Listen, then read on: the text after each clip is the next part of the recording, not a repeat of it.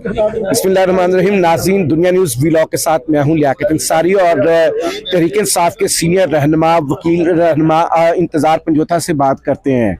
तहरीक इंसाफ का जो legal battle है काफ़ी टफ। देखिए ये सूरत मुश्किल ज़रूर है क्योंकि जिस तरह से लोगों के केसेस को ट्रीट किया जाता है उस तरह से खान साहब के केसेस को ट्रीट नहीं किया जा रहा, लेकिन हम पूरी उम्मीद है कि इंशाल्लाह ये जंग हम ही जीतेंगे। अच्छा, लाहौर हाई कोर्ट में जो पिटीशन थी पीटीआई की उमैर नियाजी की, उसके बाद काफ़ी एम्बैरसमेंट प्रोपेगेंडे के लिहाज से पीटीआई को देखनी पड़ी कि शायद इल्ज़ाम लगा कि आप लोग इंतखाब मुलतवी कराने की साजिश कर रहे हैं। इससे बड़ा गलत फहमी पैदा करने की जो कोशिश है वो हो ही नहीं सकती। पाकिस्तान तहरीक इंसाफ ने अपनी चलती हुकूमतें इस काम के लिए कि फ्रेश इलेक्शन हो, फ्रेश मैंडेट है और इलेक्शन मांगने के लिए जो कुछ है पिछले 1.5 साल में पीटीआई ने किया है वो आप सबके सामने है।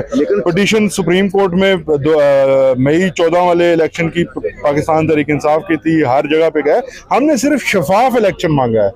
शफाफ इलेक्शन मांगना और इलेक्शन रुकवाना दो अलग अलग चीजें हैं। हमने सिर्फ ये कहा है कि जो आरोज हैं वो जुडिशरी से लिए जाएं, ताकि अब देखिए कैसी बात है कि वो लोग जो हमारे एमपीओ के ऑर्डर निकाल रहे हैं वही हमारे रिटर्निंग अफसर हैं। उन्होंने हमारे जो है वो फॉर्म्स जो हैं वो उनको एक्सेप्ट करना है और वो तो रिजेक्ट ही करेंगे, और दूसरे नंबर पे हमें डिटेन करने के ऑर्डर दे रहे हैं और वो हमें कहाँ से मौका देंगे अगर वो उनके हाथ में हमारे। उमैर नियाज़ी साहब को तौहीन अदालत का नोटिस हो चुका है, उसमें क्या स्ट्रेटजी होगी? उसको हम लीगली कंटेस्ट करेंगे जी, क्योंकि हमने कोई तौहीन अदालत नहीं की और ये पहली दफ़ा पाकिस्तान की हिस्ट्री में एक इम्प्रेशन सुप्रीम कोर्ट की तरफ से दिया जाना बड़ा अनफॉर्चुनेट है कि हमने पिटीशन फाइल की है और लाहौर हाई कोर्ट के जज अगर एक ऑर्डर कर रहे हैं तो जुडिशियल प्रोसीडिंग को इटसेल्फ सुप्रीम कोर्ट की कंटेम्प्ट कहा जाना ये अनप्रेसिडेंटेड है। पहली दफा हमने देखा है। हम इसको लीगली कंटेस्ट करेंगे। अब इलेक्शन शेड्यूल आ गया, अब क्या स्ट्रेटजी होगी? अब तो देखें कल मतलब 19 तारीख से जो है वो एक इंतखाबी अमल बाज़ाब्ता शुरू हो जाएगा।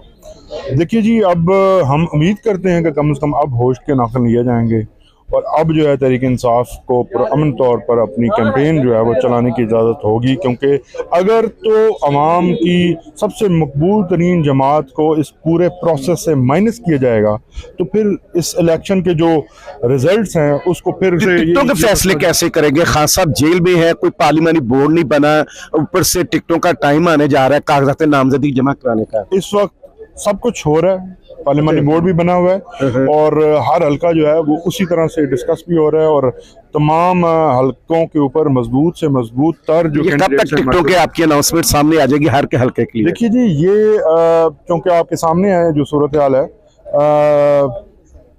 जल्द ही इंशाल्लाह आपके सामने आएगी, लेकिन इस वक्त कोई डेट अनाउंस करना मुनासिब नहीं है। तो क्या एक ही कैंडिडेट देंगे हर हल्के से या कोई कवरिंग कैंडिडेट ज्यादा होंगे कि कोई एक को उठा लिया जाता है या मुकदमा दर्ज हो? देखिए ये स्ट्रेटजीज है हमारी, आपको मैं ये गारंटी कोई हल्का खाली नहीं जाएगा, खत्म होने वाले नहीं है। कैंडिडेट्स की बहुत लंबी लिस्ट है। जलसे होंगे कि बस कैंपेन जिस तरह चल चुकी? आज तो सबसे पहला पाकिस्तान की तारीख का वर्चुअल जलसा है, पहला इनिशिएटिव लिया पीटीआई ने और उम्मीद करते हैं कि ऑन ग्राउंड भी हमें इजाज़त दी जाएगी। आपके सामने हम तो कॉर्नर मीटिंग भी नहीं कर पा रहे, अगर इजाज़त होगी तो आपके सामने है कि आप देखेंगे कि किस तरह आवाम आती है और क्या कुछ मंजर बदल जाएगा इंशाल्लाह। ये थे इंतजार पंजोथा जो वाज़ेह तौर पर बता रहे हैं कि टिकटों के फैसले कर लिए गए हैं। इसी के साथ मुझे इजाज़त दीजिए नाज़रीन, अल्लाह हाफिज़।